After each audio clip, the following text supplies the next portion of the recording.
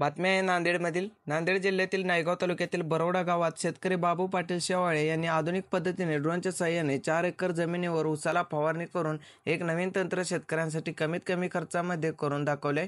हा प्रयोग नांदेडमध्ये पहिल्यांदाच करण्यात आला. यामुळे कमी वेळात कमी खर्चात पिकांवर औषध फवारणी करता येऊ शकते.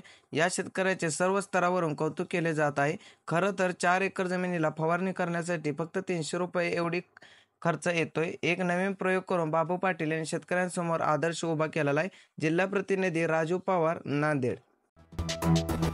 हे ड्रोन तंत्रज्ञान जे आहे, आता हे एक नॅनो टेक्नॉलॉजी आहे. वाढती मजुरांची संख्या, मजूर शेतामध्ये भेटत नाहीत किंवा ऊस असेल किंवा बाकी अजून कुठली पिकं असतील, त्या फवारणीला कमी खर्चामध्ये, जसं की एकरी 300 रुपये या पद्धतीनं स्प्रेइंगचा खर्च असणार आहे.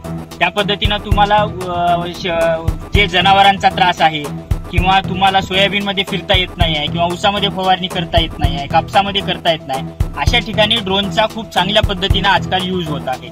हे खूप चांगलं तंत्रज्ञान आहे आणि भारतातील चांगल्या सोयाबीन संशोधन केंद्र असतील किंवा अजून कुठले कृषी तंत्रज्ञान संशोधन केंद्र असतील, त्यांनी सगळ्यांनी ड्रोन तंत्रज्ञानाला मान्यता दिली. माझा ऊस जास्त वाढल्यामुळं आडवा पडला आणि आडवा पडल्यानंतर त्याला एक लोकरी मावा या रोगाची शिकायत दिसली.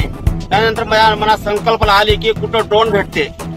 आमचे गुरु इंगळे सर यांनी मार्गदर्शन केले. त्यानंतर मी बेळकोणीला महादेव तरकंटेवार यांच्याकडे संपर्क केला आणि त्यांनी माझ्या एका विनंतीला मान देऊन ड्रोन फवारणी यंत्र द्यायचं ठरवलं.